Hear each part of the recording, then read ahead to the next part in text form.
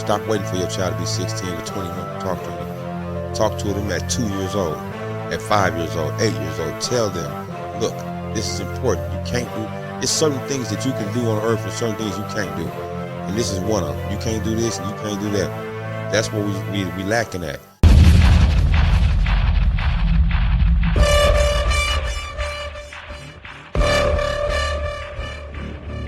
Welcome to the podcast from Doug Ground Up Productions with hosts Lady Miz and Ray. This is a universal platform, and there is nothing off limits. We talk about it all, and we keep it real. This is a no judgment zone, so come as you are. If you are a professional, entertainer, author, comedian, entrepreneur, or just someone who wants to get something off their chest, well, let your voice be heard here on From the Ground Up Productions. Sponsorship and other opportunities are available from the Ground Up Productions. Turning nothing into something. There's only one way to go from here. And now, here are your hosts, Lady Miz and Ray.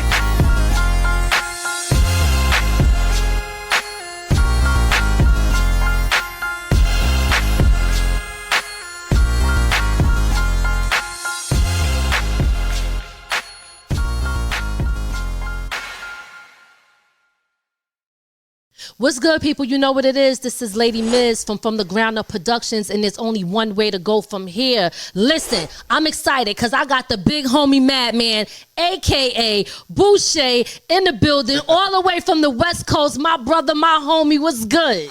Lady Miz, from the ground up. Listen, hey. I'm happy to have you here. You know what I mean? It's been a minute. Well, I ain't seen you since we was in L.A. at your spot. So it's dope to really have you come through and chop it up with me and Ray. You know, he behind the scenes doing this thing. But definitely happy to see you come through. I'm excited about this. Hey, I'm honored to be here. You know what I mean? It was a blessing.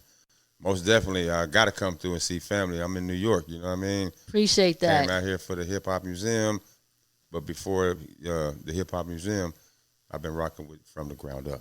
I appreciate that all day. Got to come to the ground up. You know what it is. Yeah. So before we get into that, I know you brought up Hip Hop Museum. What was you doing? Was that the reason why you came out? Did you have something with them, or you just wanted to hit New York all around? A little bit of everything. But okay. Rocky Buchanan is the owner of it, and it's a big move for hip hop, and a lot of people need to understand how big the Hip Hop Museum is.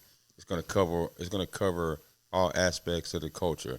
Rap, breakdancing, even singing, dancing, everything, a lot of things, video, the directors, graffiti, DJs, you name it, beatboxers, producers, everybody's going to get a chance to be represented because the majors don't show the underground or actual things that really go on. They don't understand. A lot of people on the streets don't understand how big it is. It's going to be kind of like what I do. It's going to help people get in position to see other things. Like, we all know who the major celebrities are, but we don't know who put them in that place. And that's what the Hip Hop Museum is about. Going to the foundation of it all. Right. Okay, I like that. Okay. Well, I'm excited because I know you showed us some of the stuff that they got coming up. So I can't wait, to see that all come together. So definitely. Since you brought up, the indie artists and stuff like that, before we get into the deep conversation, let's let people know who you are and what you represent for those who do not know. All right? So he said, like that. What that mean? Nowadays you got to be careful online about everything you tell them. But hey, everybody, say I'm the Big Homie Madman, UNG Radio station. Independent artist, young black man. I'm the founder of the UNG Comedy Awards, the founder of the Unsigned Artist Hangout Awards. Those are my legacies that I plan on having go for life for the culture. Okay. You know what I mean? That's my main objective on the planet Earth, I really believe. Started off rapping, b-boying, dancing, street cat, hood cat, whatever you want to call it.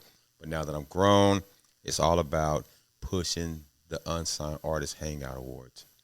Okay, yes. And I've seen you do that. Big up to you for Thank that. you. Because I think that's so important. I got a few questions that I want to ask you. Let's get it.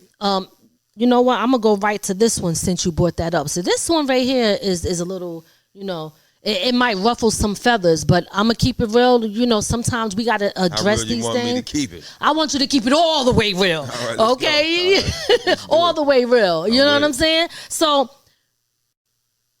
I'm starting backwards, to be honest with you, with this question. Okay. All right.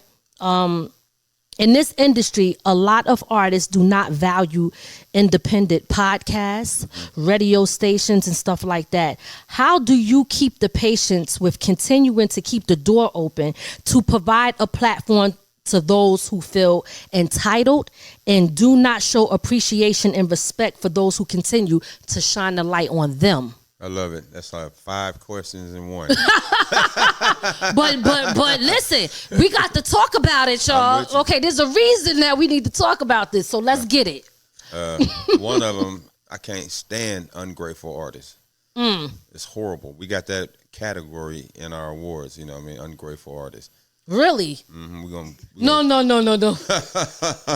Where you got a category for, and you actually give it out to people? We will most definitely. We about to diss the fuck out of a whole lot of whack ass rappers and singers, producers, gatekeepers. We about to let the world know, you know what I mean? Because we've been doing other categories, but this one right here been on for the last 2 years. We just never said it. We would play with it. But this one, we're going to let off. You know what I mean? And to answer you about the independent podcast versus celebrities, it's no fair. Can't hate on it. You know what I'm saying? They say don't hate the game, you know, but an established artist is already having this person or man or woman already has money, so they can come get all their equipment, get the location, and they can get a bunch of their celebrity friends to get on their podcast, and they can get a bunch of views, and everybody watches it and likes it. Right. But an independent podcast that doesn't have money, that's struggling, but really love the culture and really work, don't get as much love. And I think that you know how it is. In our culture, people do monkey see monkey. You know, they want to follow what they think is what's hot, what's not, or they're gonna run to what they think is hot so they can be seen or heard. But they got to keep it real too, though, man. Do it all. Go to celebrities and the underground. You know what I mean? Keep it 100. Rock with your people. Support those who support you. I love it. You know, I wanted to say that, and I felt that it was a reason that needed to be that question right now, because I just want to speak from my point of view, and that's why I'm trying to understand where you're coming from, and I need to understand your drive and your passion to keep you doing it, because I'm going to keep it real. I got crossed a lot, and that fired me up to continue to just keep going, don't stop. All right, because I used to be from a group, right, and that's how I started. The name of I'm from UNG. UNG. It took a minute to get that name. Okay. Out in LA, everybody is from somewhere, and I'm originally from the Underground G's, but in LA, Underground G is a gang. Okay. So our group was called Underground G's. We just G's from the underground. So we was having a lot of problems. So I abbreviated it to UNG. Then they was like, well, what the fuck is UNG? So I was like, I put records behind it so that would kill all that. Okay. You know what I mean? Okay, yes. And then I had several groups underneath the label. It was the Underground G's, which was me, King Crooked, a Poet, J-Mo the Great, Double S Downtown, and Dink, Dave DeHave, and Little Sick. And we were the West Coast Wu-Tang, even though we was out before the Wu-Tang. Okay. But we from the U. Okay. And the Wu was from the Wu. Right, so we always would, link up. You know what I mean? Right around now, shout out to the Wu-Tang. They love us. You know what I'm saying? We love them, but on the West Coast, that's what we was doing. So, Crooked, he got a major deal, and the industry kind of sort of kidnapped him from our culture, from our clique. You know what I mean? I mean, don't get me wrong, he still rock with us and he was getting down, but once an artist gets a deal, they can't do certain things. So he was on the road, he was working with the Virgin Records and all these other companies, and it was kind of, our group, everybody else was like working 9 to 5s and they wasn't getting industry money, and they was married with wives and kids, and, when you married, your wife in your ear, you ain't getting the money. Y'all out here rapping for nothing. You know what I'm saying? And things. So a couple of brothers was like, "Yo, man, I gotta chill out. I gotta get a job. I gotta get a 9 to 5." Ain't nothing wrong with that. Yeah, Sometimes you got to do what you got to do to pay the bills, right? True. Because people be getting it twisted in this industry, thinking that I don't have to work. I know of a lot of industry rappers who might have been A-list that moved to maybe B or C list that will not get a job because they feel they have to uphold an image for the people in the community, and I think that holds people back from feeding their family, and it's a mindset that we have to change. Right. You understand? Because you got to do what you got to do to make sure you're good and feeding your family, not worrying about what people got to say about you and the judgment that comes behind it. So the young rappers are teaching. I ain't gonna say that, but they've been doing it forever. But right now, really strong. A lot of people are shooting a picture out there in the world that you have to have 100,000 in order to be lit, or you got to have the big house, the big car, the big chain. If you ain't got this, then you ain't nothing. So that means a lot of these kids who are looking at them are not going to try to get a job to keep going. You know what I mean? They're going to try to do something else, mess around and get in trouble. But on the real, like you said, to everybody out there, get a job or figure out some kind of way to get money, work for yourself.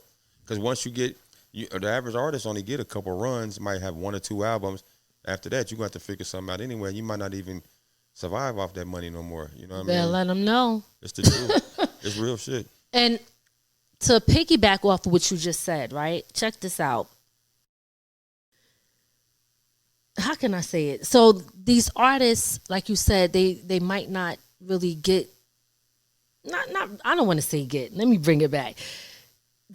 Some of them are living in a fantasy world. Right. And that is what is causing people to do things out of character that puts them in certain predicaments. You understand what I'm saying? And I'm saying this because our culture, we have to change a lot. True. Because we're losing too many people. They after our kids. You understand what I'm saying? And if we don't change the mindset of what and I gotta say this, y'all ain't gonna like it, I say it all the time. If we don't change the mindset that our generation glorified, we gonna be in some serious trouble. Amen. We have to shift.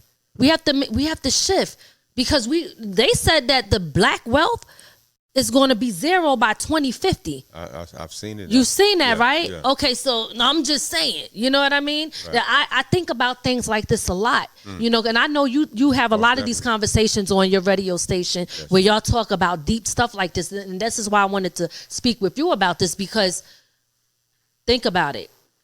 How are we going to overcome that?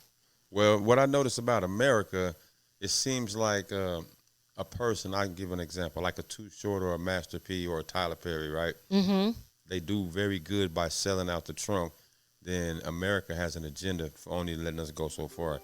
They'll stop your progress by hiring you to come and sign with the label. So like a Master P, selling CDs out the trunk, made $1 million+ right? He could have kept going, but then they said, hey, come over here and come get this deal. We already got these buildings you can perform in. We got these record stores. We put your album in. You don't have to stand out there anymore. Your team doesn't have to hustle. We'll do it for you. And that's what a lot of artists are doing. They're in it for the deal. So they kidnap us and have us sit back while they go to work. But the whole time they intercepting masters, and it's just a bunch of games. You know what I'm saying? But if you can be grounded and understand what you're in the game for, I think you could really be successful because you've been taught. A lot of these artists haven't been taught, like you said. It's a blessing and a curse at the same time. Yes. When these artists are seeing these guys on TV with these Bentleys and these houses and all this money and stuff, the blessing part of that is that they're able to see it and they drive is to try to go get it. Yep. That's the blessing. The curse is they haven't been taught to understand it's a process. You just ain't going to get this overnight. And if you can't get it, you don't worry about your little homies on the block or your family or friends that's saying, oh man, I seen MC Woo Woo pull up in the UPS van or whatever, right? Mm-hmm. UPS van is good money. Guess what that means? You got money that you making to pay your rent, lights, gas, and water and feed your family. You're not asking nobody to borrow $10 because I got to get diapers for a little, woo, woo, woo. So you being your own man, own woman, get it. And right about now, it's a bunch of rappers that do Uber. They do Uber Eats and rap on the stage at nighttime. Listen, I know people that do that from New York to Atlanta. Like That's people, right. you got to put in the work to make sure that, because it might not feed you. True. And the truth of the matter is, not everybody is guaranteed to come out making a whole lot of money. That's right. So I always tell people, what is your goal when I talk to people? What is the end goal when you're doing something? Because if you don't have no type of direction or goal, how do you even know if you coming close to what you're supposed to get and what you want out of it? Right. You know what I mean? You know what we're missing out on that part? What's that? We used to have hip-hop workshops where a lot of executives would come. They would lease a building or rent a building for a day, once a month at least, and they would go on the road. You know, they do all on the road. So you would have all these PRs from these labels, and they would come out there and they would have like 10 rooms inside of a building. One was the judging music, the other one was for DJs, one was for performing, the other one you meet these managers or PRs such that, and they would groom artists on what to do. So now they don't have that. So artists only have the internet, and they're basically seeing what they're doing on the internet, and they following that trend. So with us, that's what we do with our awards. The awards are grooming artists how to walk on a red carpet. No disrespect to Will Smith's son, but you seen how he walked the other night with the castle on his head on the red carpet? He came. Well, wait. When you say the other night, how? Because I mean, he's been wearing a lot of different stuff. I don't want to put him on blast. Let's just say in general, you know what I'm saying? When artists hit the red carpet, not the way they supposed to. They hitting it looking kind of weird, you know what I'm saying? And that's what they want to do. That's what they want to do. But on the real, we should be more civilized, you know what I'm saying? You don't see the owner of the label hitting the red carpet like that. Why do you think they're doing that? Let's talk about that. And it's not no disrespect, like you said, to anybody, but whose agenda? Somebody? You think somebody is coaching them to do that? Most definitely. It's a setup. They're like, look, we're going to throw these skinny jeans out here. We're going to throw these man purses out here. We're going to throw these tattoos on the face. We're going to throw all this out here for y'all to see. And we want all these kids to do this. And especially out in L.A., we're going to throw a dispensary on every block. Matter of fact, we're going to throw 2 on every block. So you niggas can stay high and don't focus on the real while we going to the moon. We going to Mars, and we got these cars. Y'all can have them cars. We're going to get some cars that drive themselves. You know what I'm saying? They working on some other. They trying to be God. You know what I'm saying? That's the truth when you want to get down to it. And a lot of these people are being distracted. Well, they don't even praise God no more. They don't give a damn. You know what I'm saying? Nobody gets up and pray to God no more. Not unless you're Muslim. They stop everything at 1:00 and pray. That's a fact. That's a fact. You know, it's crazy. But, you know, when you said the liquor stores and, you know, what they got, the dispensary and this and that, right. a big shout out to your brothers, because what popped in my head, liquor store, church. Yeah. That's all. Listen, you already know. We be rocking out to that, right. okay? Thank you. Absolutely. Sure.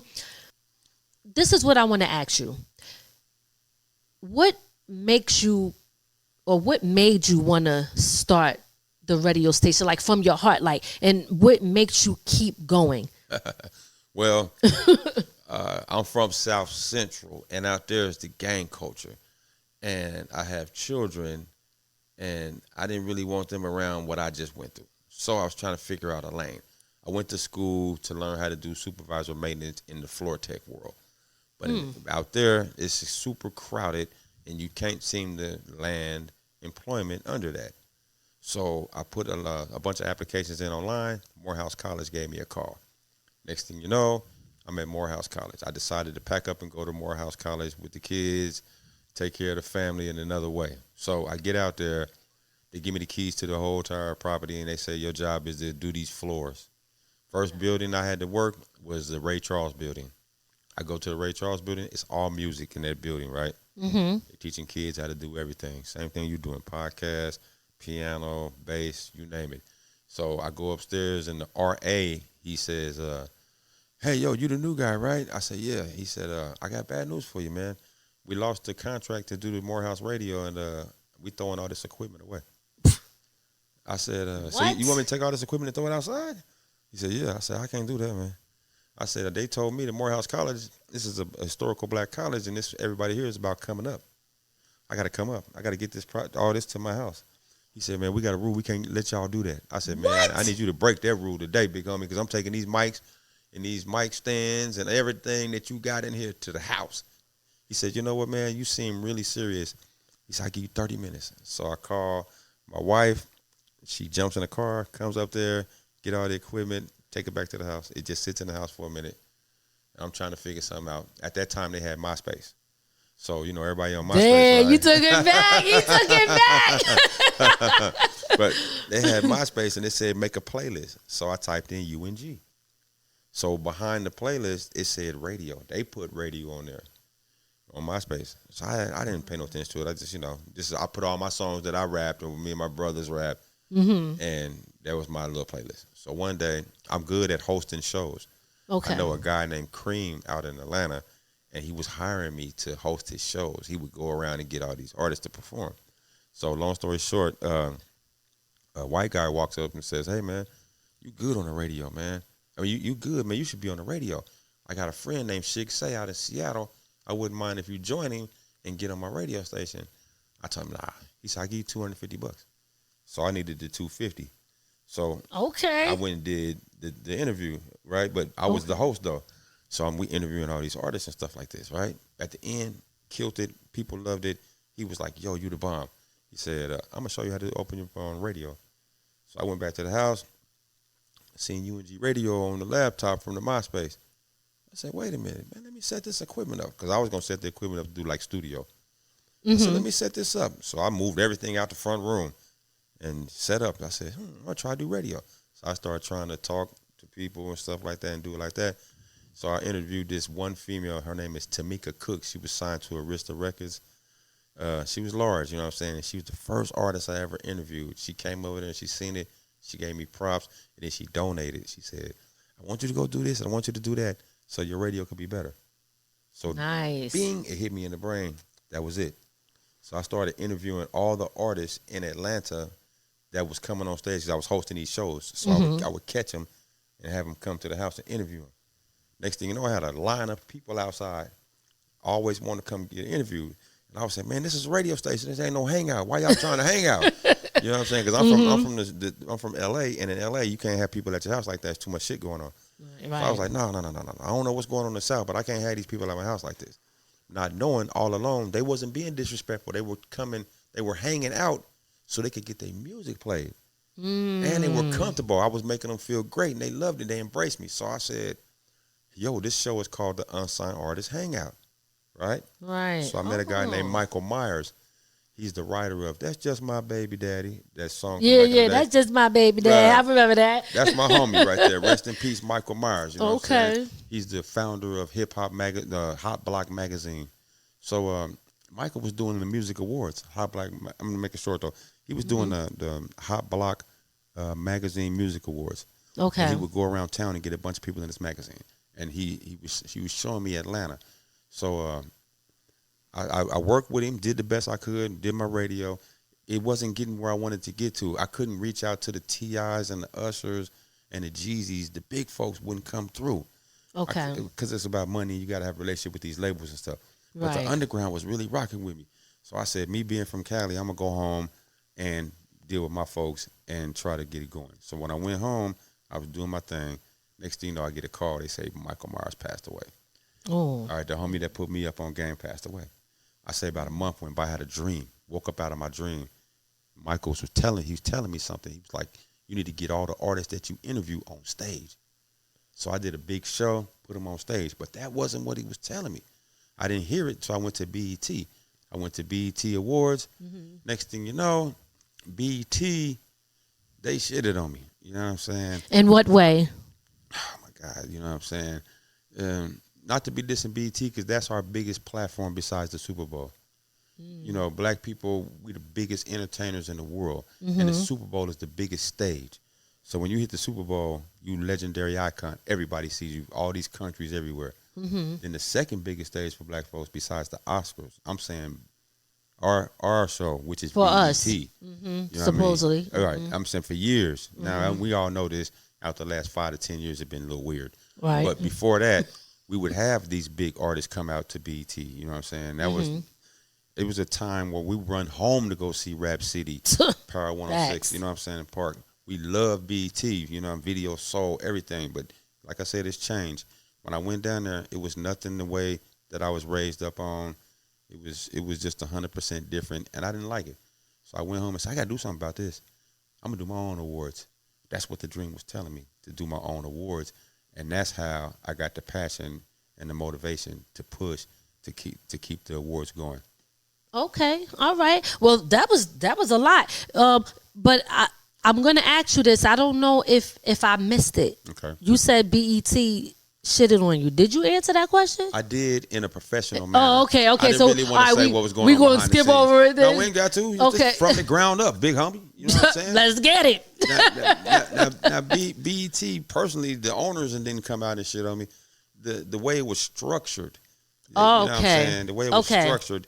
And they didn't only shit on me. They shit on everybody. I hate to cuss so much, but they just have to use that word as we're talking about this subject, because a lot of these major award ceremonies, shows, whatever you want to call them, they only support the majors. You know what I'm saying? They forgot about the people who put these majors in the position. You know what I'm saying? Talk. That's the reason why what we do. You know what I mean? Absolutely. They need to know who Lady Miz is. They need to know who Ray is from the ground up. You guys are interviewing people. You working. You putting it online, all this kind of stuff. The majors are sitting back at their house watching. Oh, that's what they do? And they taking note. You got 5,000 followers on Instagram. Believe me, 30 of them work for BET. 30 of them work for MTV, the Grammys, whatever. Listen, they watch, okay? Because, listen, it's not like we don't know that they watch. Some people, based off of what you represent, probably will not open the door, because you do got people at the top that run most of this. You understand? So it takes, and this is why I actually want to get into this part now. It takes us to really come together and support each other in order for this to really make a difference. Right. And the problem is, a lot of the times, and look, because we got to keep it real, our people are not that supportive when it comes to stuff, which means, like, now when we don't get that support that we think we should get, because we're trying to also give back, it kind of blocks it. We don't realize how powerful that we are as a people. We don't realize that. And because of that, it keeps us stagnated. That's what I think. I don't think that we have to stay there. I think that we have to know what our worth is. But let me ask you this question, because you have the unsigned the Artist Hangout Awards, right? And I love what you do, because you really, really represent for the people. I know that. I know that. I see what you do. You know, I know I'm over here on this side, but trust me, I pay attention, and I know when I see you, you are repping in the community. You're repping the indie artists. You're giving back. You're doing what a lot of people back in the days did when they gave opportunities to help people come up. True. BET and what is it? BET and the MTV Awards is canceled indefinitely. I know this. Tell me what you think about that, and how do you think that fits into your lane? Let's get into that. From God, me and my brother Corker was just talking about this a couple nights ago. Okay. Now, some other folks with coins are going to try to beat us to the punch. But here's the blessing, though. We already 11 years established. All right? Nice. We've been in the game many more years than that. But as far as this award thing, we've done 11, and we're doing 12. Okay. So this year, what we're going to do 2. We're doing a special edition. February the 21st, we're having a special edition. It's going to be a competition. Okay. So we're going to turn the awards into a series. Right, and we're about to have a series come out, and it's going to show artists come try out to be a part of the awards, and they're going to have to accomplish certain missions. One day they might have to sell flash drives. One day they might have to put up posters. Next day they might have to perform in front of some celebrities, things of that nature, so they can know what it takes to become an elite MC, and this will help build up what they got going to the awards. When the awards come, we're going to get a bigger response and more play, and hopefully the majors and a lot of fans will tune in a little stronger, because they're used to. They made it a tradition in Los Angeles, once a year the BET Awards, and then once a year in Atlanta or Miami the BET Hip Hop Awards. Okay. I don't want to be picking on BET. That's our main platform. Now, I'm not exactly sure what's going on with Essence or Soul Train, but I know it's an umbrella. Everybody's kind of struggling. You know what I'm saying? Because we can't compete with the Oscars or the Grammys or whatever you want to call it, because these guys been doing it 75 to 100 years, plus the gatekeepers, and they got money. But like you said, we need to support ourselves. A lot of people don't want to support because they're nervous. They don't want to come out. Yeah, sure, go ahead. I'm gonna say this, right? Because we all, I'm not gonna even act like BET has been through the culture for a long time, right? So a lot of money hasn't been going to anything that supports hip hop in general. True. You know. Nothing. They ain't did nothing. Not that I know of. If they did it on the low, and they ain't say nothing. But as far as letting the world know, I don't really see no results out of that. Because what you see, the commercials, when you see the commercials that BET use, right? They use hip hop to bring people to their commercials. True. There you go.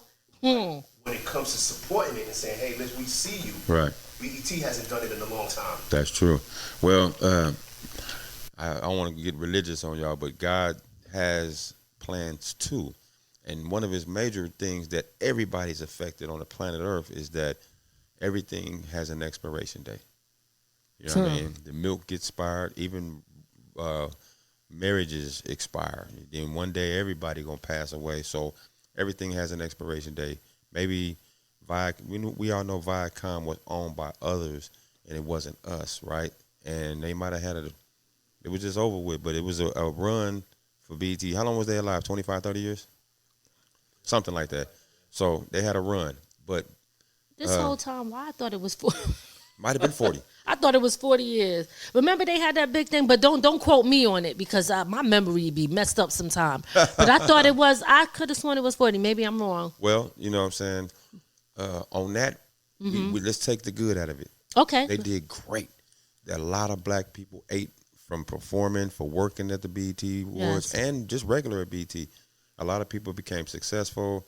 If you go back and watch on YouTube some of the Rap City series or whatever, you'll see a Queen Latifah. She didn't have much of nothing. She was a artist that was trying to be accepted in the rap game. She was out here on the East dealing with a lot of brothers, and she was a sister going up against everybody. She's the only female on the planet Earth, in my eyes, as a black person, that's called Queen.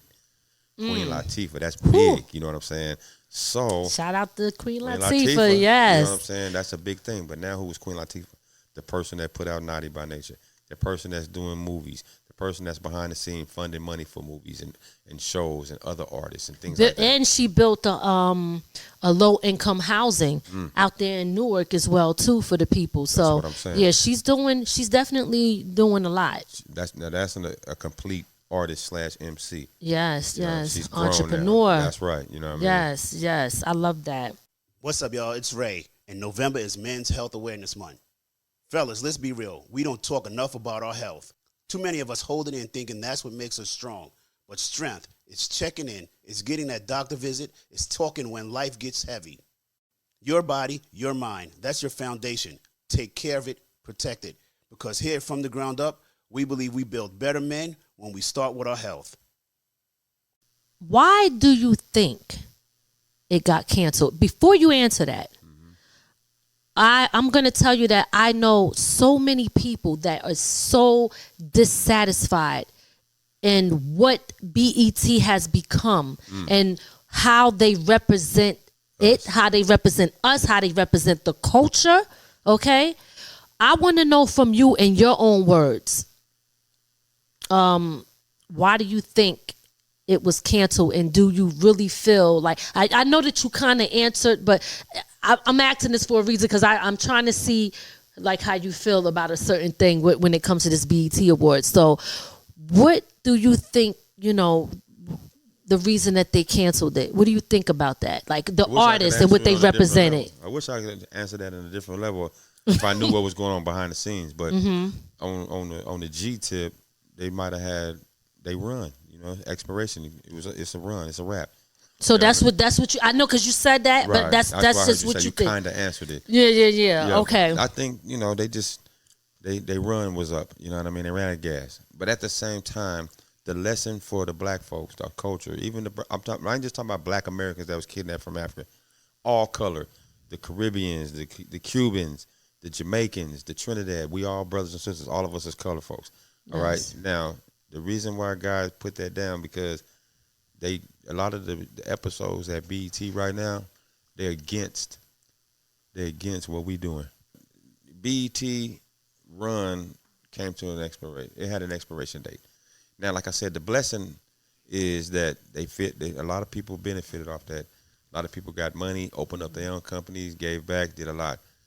And then after the last several years, BET have been having a lot of negative images, shows, and stuff like that. That's trying to trick the world that this is what the culture is like. Right. You know what I'm saying? And God made man and woman to produce, to keep going, not other and other. That's, they trying to make it seem like that's the only way to live. Now, if that's what people want to do, cool. But in my brain, some of that is sick. You know what I mean? You're going to have these two right here like this, and they're raising a child. That child might grow up to be like that, or you could be touching them. But you guys are registering these pedophiles. Y'all need to register them folks too. I'm glad you brought that up. Let me ask you this. Snoop Dogg is in some stuff right now. A lot of people are coming at Snoop because he took and don't quote me on this.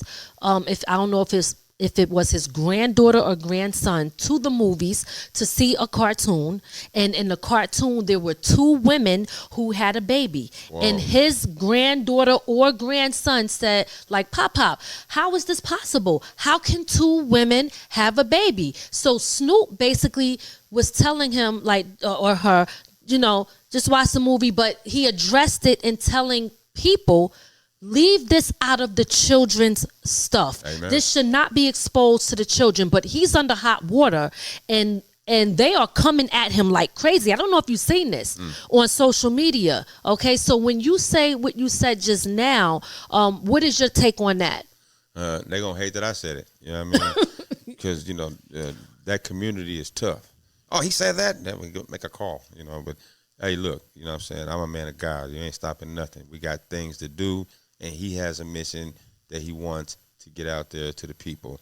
So he's going to protect me, you, and his other children for us to continue doing what we do. You know what I mean? So, but on another level, it's a new world. You can date, you can meet a woman, highly attractive, get her number, talk to her, damn near go out with her, and come to find out she was born a man. All right? This is the new agenda where they're tricking folks. And that goes vice versa. Right. And it's spooky. So it's okay to have one woman, fellas. You want to be a player, go ahead. But it's cool to have one woman so you ain't got to deal with all that crazy shit. And ladies, it's okay to have one man. You know what I mean? But in the industry, they're throwing so many things out there. That's the reason why some of our brothers are in trouble or in jail right now behind these parties and all this crazy stuff because we were distracted and we never got instructions. When I was being raised, on my way to the liquor store to go get my blunt, when I got to the corner, the Nation of Islam was there saying, don't get the blunt, your brother buy a bean pie, take the final call. Then when I got to the liquor store, the Christians was on the corner trying to give me some papers, or the Jehovah's Witnesses was knocking at my door, or grandma pulling me by the ear to get me in church. So none of that is at play right now. You very rarely see the Nation on the corner getting their hustle on. You don't see too much of nothing no more. So all they seeing is YouTube videos turning up. Woo. You know what I mean? I sure do. Sure do. Hey, it's your girl, Lady Miz, and this is from the Ground Up Productions. We're not just a show, we're a movement. Under our brand, we have The Creator's Box, Talk Therapy, and The Imperfect Marriage. Real conversations, real people, real stories that inspire, heal, and entertain. Tune in, subscribe, and be a part of the growth because there's only one way to go from here, and that's up. Visit www.ladymiz.com to watch, listen, or contact us today if you want to get involved. We hear it from the ground up, man. Listen, I let them came know. all the way from the city, and I said, look, I'm going over to Fam Bam's house. Whatever it needs to get done to take care of the job, we're going to handle that. That's what I'm talking about. Right? Absolutely. It's an honor to be here. From the ground up, y'all sponsor all the awards that I've been doing. Y'all been rocking with me since day one. We out here riding, Big Homie. We appreciate you. We appreciate you for coming through and being here for real. Yes. Means a lot to us. Definitely gonna sign that door. Sure. Show them you was here, baby. So, you were talking about the people that, depending on where you were going, you had the people that, the Muslims over here, the Christians over here, grandma over here. You're talking about, different things as far as religion. Now, what about when it comes to the music and religion? Do you represent have a platform for the Christian rappers and singers and stuff like that? And do you think that should be pushed more, or do you think it should just be a balance represented? Because, sometimes you got like people like D1. Are you familiar with D1? Yes. Okay, and you know how he's coming at certain rappers in the industry. Brother with the yes, absolutely, absolutely. So, do you agree with what he's saying because he got like issues with Jim Jones and Rick Ross and certain people in the industry? Still, right now, it's a lot of stuff going on. How do you feel, and what's your take on that? Well, with him, he's very passionate. He's like a 50 Cent. Him and 50, they very passionate. Okay. 50 keeps his hand in the game, and he's very passionate about it. And that's what little homie's talking to. He's very passionate. We need that. You know what I mean? We don't want everybody to turn up. We need some controversy because they got it to the point now. If I get on a mic, if me and you do a song today, and we talk about some real life shit, oh man, we can't play that.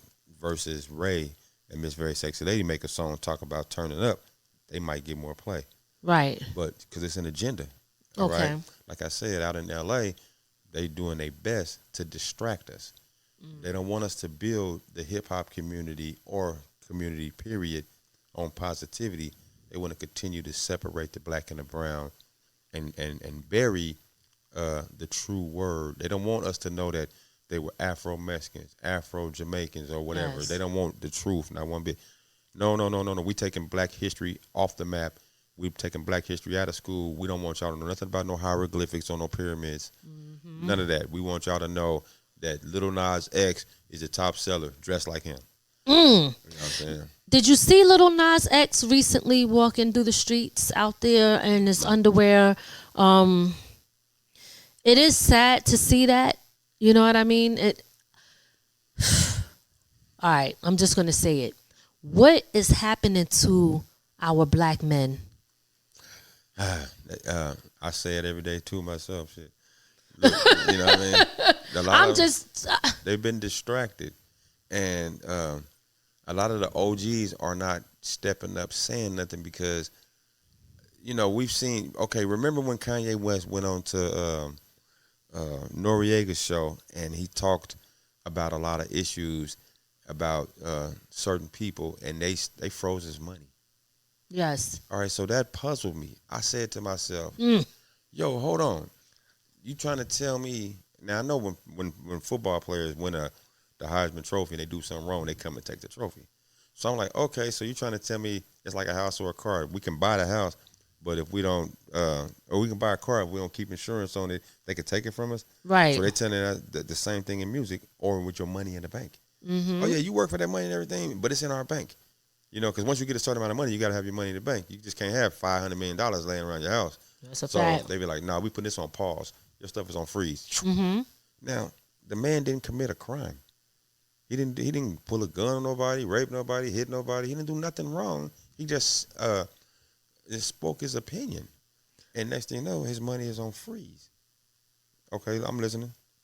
He spoke his opinion on their platform. We don't own the platform that they're using to put that out. Mm-hmm. This is why it's important for us to create ownership.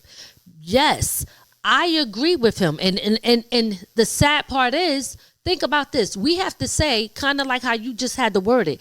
He said this about a certain, you can't even say them people, but they could call us niggas, and it's okay. You understand? Matter of fact, you know the rapper Bizzle? Mm-hmm. Do you know what's? I don't know him personally, but I know. Okay, so I'm going to when we done with this interview, he kind of really addresses that. I mean, he's on key with it. I don't know if it's Poppin' or the other one. What's the other one? Excuse me. I can't think of the name. But anyway, I'm going to play that. But I like what you're saying, because at the end of the day, when you look at like what they did to him, they showing the world that no matter how much money you get, we're in the position to take everything from you. How the hell do we get out of being in that predicament where we are still slaves to these people? Well, one is that we distracted. Like I was saying earlier, we're not focusing on ourselves right now. We're focusing on everything else but ourselves. A lot of people are under pressure, and that pressure is serious. When that pressure is applied, some people don't know how to react. You got to get up early in the morning. You got to get to work at a certain time. If you don't get there, you get fired. You know what I'm saying? Something like that, And they're not focusing on the kids too much. So the school and the internet is raising the kids. So when a person gets off work, they're extremely tired. They come home. Mama really not cooking. They might throw something in the microwave or something, or the kid has to cook for themselves, or it's just all out of whack. We don't have these powerful television shows like we had back in the day. Yes. None of the powerful movies that actually help. No good music, no OJs, none of that. Nothing about love. Right, nothing about nothing. It's just pure, and that's the reason why we're in trouble right now. So that might be why the black woman is upset. And only that, America is telling the black woman to be mad at the black man. All right? And like I want to let people know, ladies, like I said, y'all need to understand that the black man is the most wanted man in the world. You know what I'm saying? They want to be like us. They want to kill us. They want to lock us up. They want to do everything that we do and take it from us. And we are under so much pressure. So when we step out that door, we asking God to bless us to take care of our mission and make it back home safe. You know what I mean? The black woman is under pressure too. She got a lot. She's the backbone for the black man. After he goes out there and experiences all this wickedness, and he comes home, he's supposed to come home to his wife. You know what I'm saying? Good food, good back rub, good love, good supportive conversation, the whole nine. You know what I'm saying? And it's hard to do that because this guy is distracted and he's doing certain things. You know what I mean? I have something to say to that. Well, it's not really a rebuttal to that, but it's more of addressing women, right? When we talk about black women, a lot of times I feel that when I want to speak up about certain things, just to tell like a sister that they don't have to represent themselves in that way, you get more backlash from people saying you're judging and you're trying to put somebody down. You become the person who is the bad person for speaking up against things that that instead of looking at me and thinking that I'm judging, why not understand that what I'm saying is, sister, you're better than that. Right. I see what you're worth and you don't see your worth, and they don't want you to see your worth. Right. You understand what I'm saying? So when I'm telling you something, it's not coming from a place of judgment. It's coming from a place of caring because I know that we could do better, and how they represent us in the media is a major problem, but we have to stop giving them the content to do that. Ooh. You understand what I'm saying? Very powerful. I love it. Like an artist to get in trouble, the FBI, they don't have to do nothing. They could just sit back at home, and our people are going to go do all the history on this person and what they done and post it on YouTube. So you're going to see 100 different posts about rapper such and such did this, did that. That's why he hit the girl in the head with the glass. Because look, 10 years ago he did this. 8 years ago he did that. Yep. Stop snitching on the culture. Stop snitching on the family. You know what I'm saying? And we doing the job that we shouldn't be doing, man. That's not right. You know what I mean? Whether a person is right or wrong, let God handle it. You know what I mean? Or at the same time, now it's some things that's off the chain. You don't want no crazy cat doing something bad to your child. You know what I'm saying? But exactly. I agree with that. But I'm saying overall, though, we doing a little bit too much talking. Shit, now that you say that, right? And I say this, our family's been known to hide that stuff. Mm-hmm. When you got the uncle that's touching the kids in the family, right. Keep that shit secret. Right. Tell everything else. That's true. It made me think, like earlier when you was talking about, they showing everything on TV. When you were talking about the big homie going to the movie with his grandchild, and two of the same sex was doing a cartoon. Right. First of all, that should never been in a cartoon. That should be prohibited. Second of all the black men across the United States, stop waiting for your child to be 16 to 21 to talk to them. Talk to them at 2 years old. at 5 years old, 8 years old. Tell them, look, this is important. You can't do. It's certain things that you can do on earth and certain things you can't do, and this is one of them. You can't do this and you can't do that. That's what we lacking at. You know what I mean? So, in I'm in the industry, the hip hop world, or whatever you want to call it, right?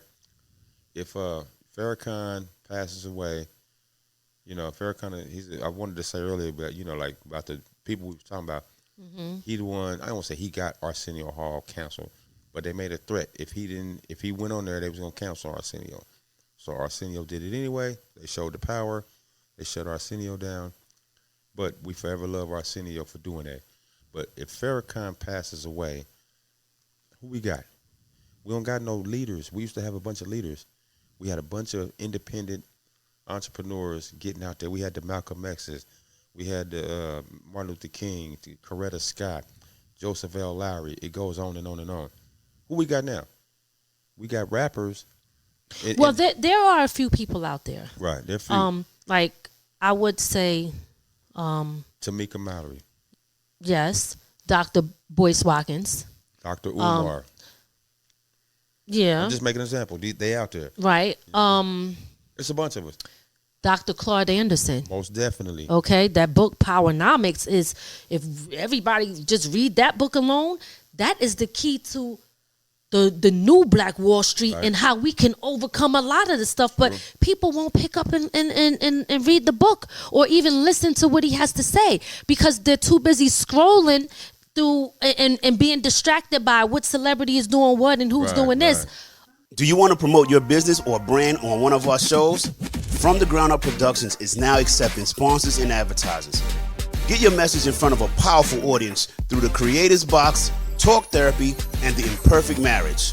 Let's build together and grow your reach while supporting independent media.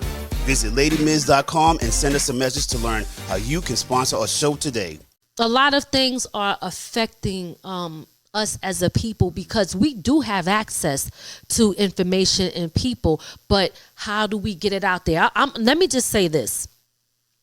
We have to stop being so judgmental just because we might think differently in certain areas, because I'm sure in the other communities of people that's out there, they don't all agree on everything, but they know how to move as a unit. We get sometimes too caught up in our emotions, or you think like this, or you this. It doesn't matter. You see how you said you had the Muslim over here, the Christian over here, and grandma over here? Well, let's just say all of them, every last one of them, have different views on religion. Right.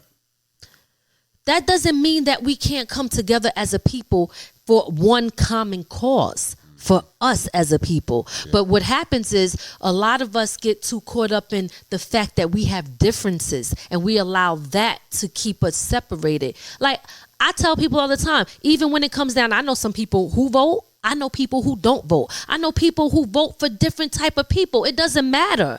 Like, I'm not going to sit here and be like, oh, because you did this, I'm not with you. Nah, it doesn't make a difference. What is our common goal? Like Ice Cube. Remember when he said, I'm going to talk to Trump and get the contract for Black America, and people was calling him a coon and saying all of this stuff. But our people sometimes are so dedicated to a specific party that we don't understand that really neither one of them are for us. Wow, it's deep you said that, because when that was going on, the enemy was so hurt that he couldn't shut Ice Cube down. They was hurt. They was like, damn, we can't shut Cube down. They sure tried. They tried to get as many black folks they could to jump on the wagon to shut Cube down. But what people don't know, Ice Cube is going to be forever loved. He's one of our legendary children. He's one of God's children. The man came up off rap music. He fed so many families from his movies, from Big Three. He got Big Three. Yes. He was in so many groups. He helped out so many artists. I don't want to get into it, but there's so many things that Ice Cube has done for the game, and it helped out a lot of people. Yes. And not just L.A. He went across the United States, and all these comedians in these movies, everybody, not everybody, but a lot of the people that he dealt with are extremely famous, well off now. I don't want to say wealthy, but they're well off. And just make a quick example. Just take the movie Friday. It could have been a person on there. Let's take Miss Parker. She made a certain amount of dollars, right? Right. She went home with her dollars. you know she took care of some responsibilities. Mm-hmm. So everybody in the house benefited. It could be one person in the house. She made a mistake. Not a mistake, but gave them 10,000. That person took the 10 G's, went down the street, flipped it, and did something on a business. But they didn't come back and say, I got this from Miss Parker through Ice Cube's movie. That's where people ain't paying attention to. You know what I'm saying? It's so many avenues. How it trickles down. Right, you know what I mean? And that's powerful. So shout out to Big Homie Ice Cube. Absolutely. Listen, when people like him do what they do and represent for the people and show people like, yo, it's possible. Like starting the Big Three, having that whole league, and then, you know, they tried to shut him down with that too. I was just get ready to get off into that. Earlier you said no matter how big you get, they want you to know you're still a nigga. There you go. You know what I'm saying? There you go. But the question is, this is what I think we have to start doing as a people.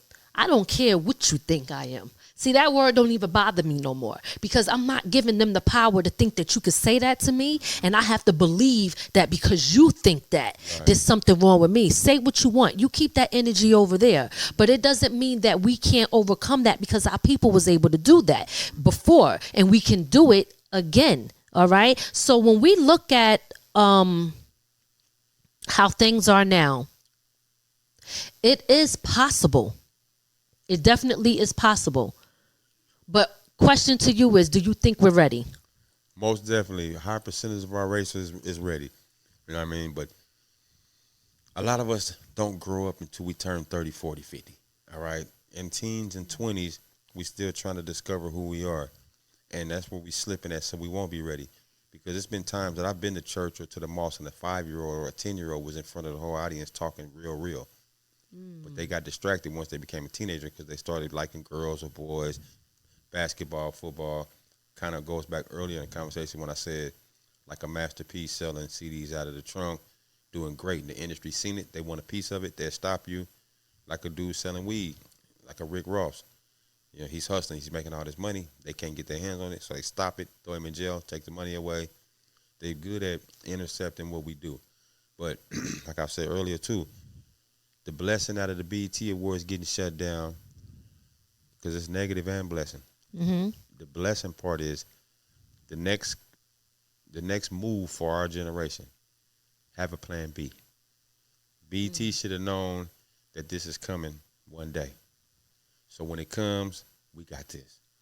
You got what I'm saying? Right, and we got that yes. to continue our legacy. Because I love BET and I want BET to figure something out and keep our culture going. If they can't, all hats off to you.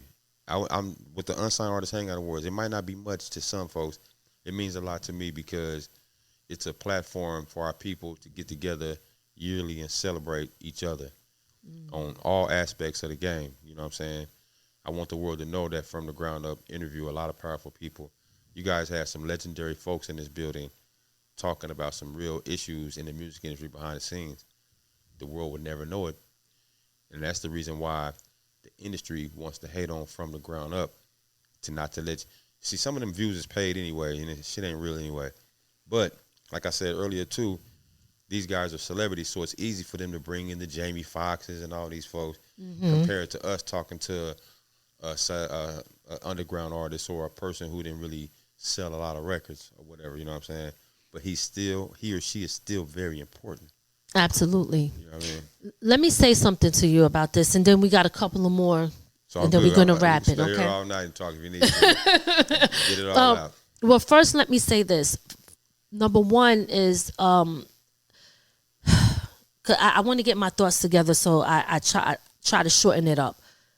What we see is not what it really is. It's kind of like AI, right? Okay. This whole thing is not really what it really is. It's made to distract you, make you feel less than, make you feel frustrated so that you can quit and give up. Mm-hmm. And the reason that I'm saying that is because the numbers that people see are not real. Sure. I myself have seen, let's say you post something and I click on it. I would see the numbers go up. Like, let's say it'll go to 300 and then it'll drop down to 10. Right. Okay. I don't know if you ever seen that or that happened to you. And it's showing me clearly that you are getting way more views than you think you are, but they're playing with the numbers. So if they can make you look like you're not as big, so that people with the mindset that is only stuck on numbers can say, well, you're not that big, and treat you a certain way. Right. They know what they're doing. This whole thing is a plan. That's true. You understand? So this is why I go back to telling people, stop looking at that. Right. Pay attention to the value that comes from the people that's doing what they do, because that's what really makes a big difference. You understand what I'm saying? People are so stuck on, what your numbers is like. But guess what? They buy numbers, okay? Stop looking at numbers. People already caught it. You worried about the numbers? Let me go buy a bunch of fake bots, fake comments, fake likes to make myself look a certain type of way. That's why for us, what we stand for and what we represent, we don't care nothing about that. True.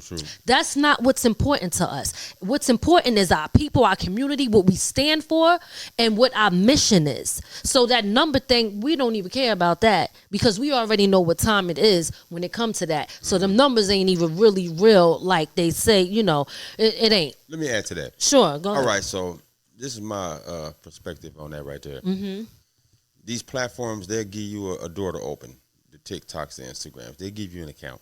Yes. But they're not going to promote you, because people do need to understand it is a business. Yes, so I'll give you an apartment to stay in, but you got to pay the rent. And if you pay the rent, then I can send the maintenance man over there to do the floor or the sink if it breaks down. So that's how they're looking at it. That's how they plan it. Right. So I say us as a people, let's get the numbers out of the brain, y'all. I'd rather have $1 million than 1 million views. All right? And on some real shit, I say if you're going to pay, you have to pay to promote. Right, you do. To advertise. Absolutely. So go to YouTube and pay to advertise. Don't pay for views and likes. Pay for advertising. So when everybody goes on their YouTube, they'll see from the ground up. You know what I'm saying? And that way, it'll carry itself. Mm-hmm. And then we'll win. Then on another level, how we can shut down a bunch of these BSs is stop spending with them. Stop, patronizing everything that they got. You know what I mean? And that they always say, if you want to hurt the others, you can go in their pocket. And that's when their eyebrows will start getting raised. Yes. You know what I mean? Kind of like the civil rights. When they didn't catch the bus and they walked for a whole year, they laughed at first. Then after a little bit of time, they said, hold on. We got a system where we raising a certain amount of dollars every day off this bus. And it's been a whole year and we missing out on this bag. We got to figure something out to get this back going. You know what I'm saying? Target yep. Target right now. Target got rid of their DEI. Okay. And they was spending about $12 million. They decided, $12 billion. I'm sorry. $12 billion. They was putting $12 billion into it. Okay. They decided because of Donald Trump, we're going to take it out of there. They ended up losing $22 billion now and counting. Yeah. Because black people said, it's worth it to you. So now they're trying to refigure that out because they lost more than they were putting in. That's a deep one right there, because there's a lot of black folks who shop at Target. Then there's a lot of black folks who work at Target, and that goes on. It's so hard for us to do certain things because in my book, when Martin Luther King Day come, I ain't going to work. That's all black folks should never work. But they got tricks. They got the basketball game on Martin Luther King Day. So the average basketball player is making a lot of money. He making $80,000 a game. F Martin Luther King. I'm getting his 80 G's. Not saying that to my big brother Martin Luther King. I'm just saying that's the mentality. I understand. You know what I'm saying? Right. Yeah. So and then all of other people saying, he on contract. If he don't do it, he get fired or get fined. Or I understand why he's not taking off because he makes 80 G's a game. Who gonna stop? Black History Month is very important, but who gonna stop doing what you do if you get 80 G's a game? You know what I mean? So it's the money.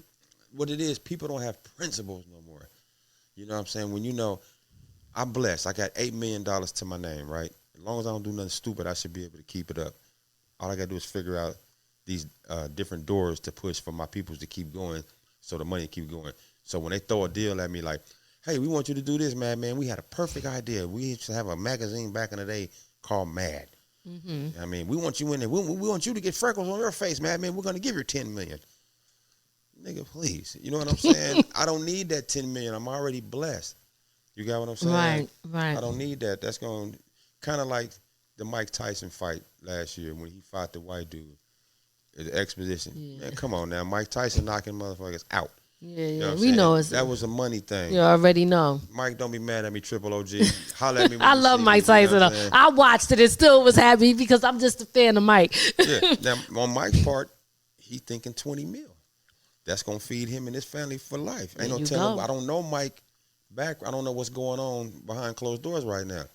And anytime a black man is have a window of opportunity to make $20 million, to get it. And, you know, that's what they're doing right here. Everything is an agenda. Well, let me say this, because you mentioned something, just to pedal back a little bit about the money and what we don't have. And I want to say that I believe we do have it as a people. And let me tell you why I say that.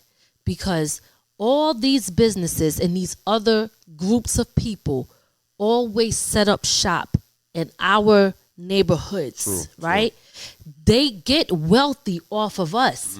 So that's because we are spending our money with them and they're not bringing it back into the neighborhoods. So guess what? If we weren't spending our money is making them wealthy, which means that we could do that for ourselves. We're just giving it to them. True. So when we say we don't have it, people have to get out of that mindset and be careful what they say, because we do have it. That's true. We have it. We have the money. We have the capital, and we can do it. Those are the things that Ray got something to say. Ray over there. No, go ahead. No. I'm gonna give you. I'm not bullshitting with you. I'm gonna tell you this. Last year, black wealth was 1.8 trillion. That's how much we put into the economy last year.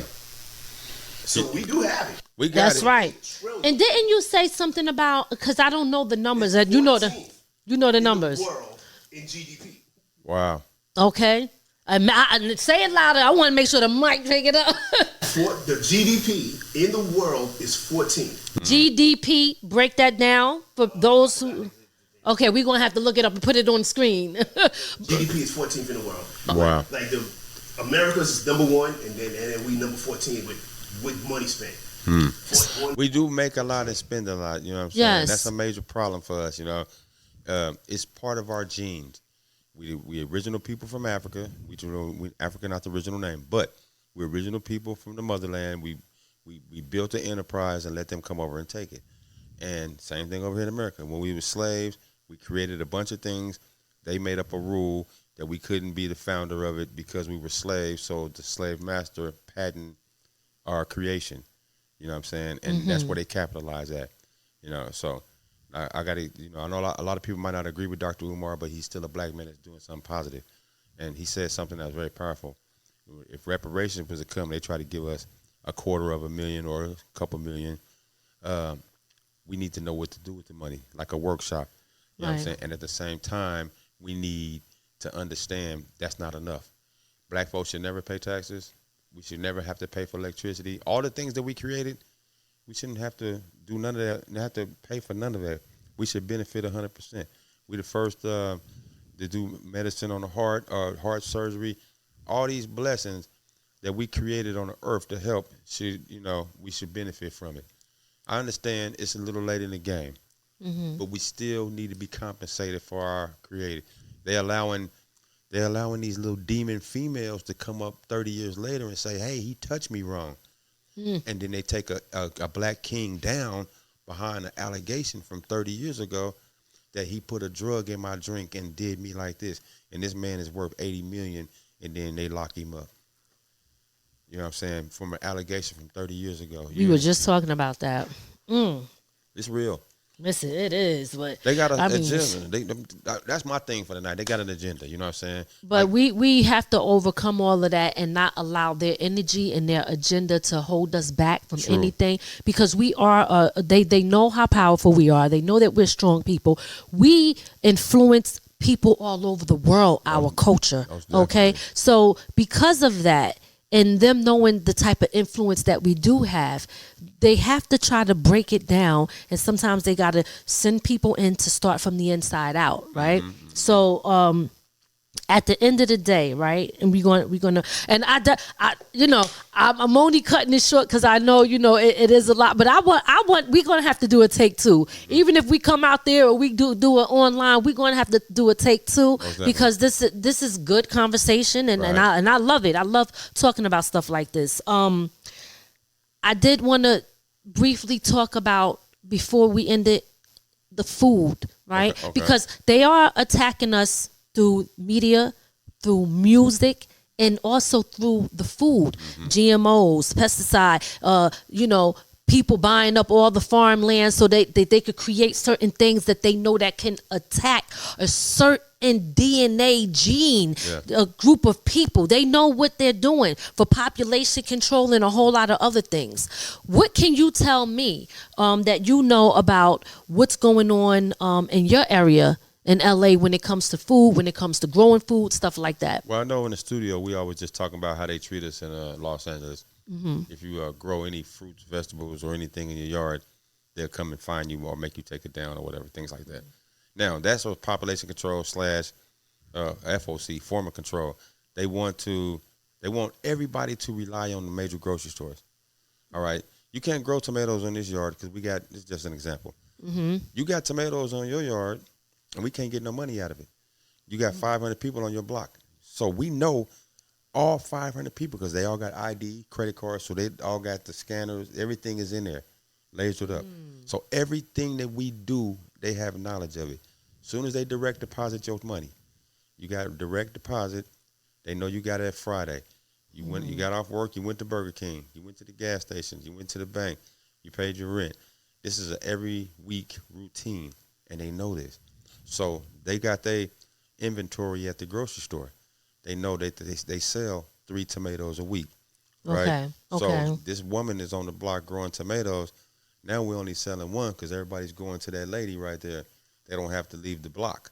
You know what I'm saying? They don't have to get no gas and put it in the car. That's a system. Right. I mean? The gas is a certain amount of money you put in the car, to get there. So all this powerful knowledge that we talking, there are a lot of black leaders / people of knowledge that have podcasts and records out there, but their job is to hide that from our people to make us think that it's only a certain amount of things going on, so we can't get the knowledge.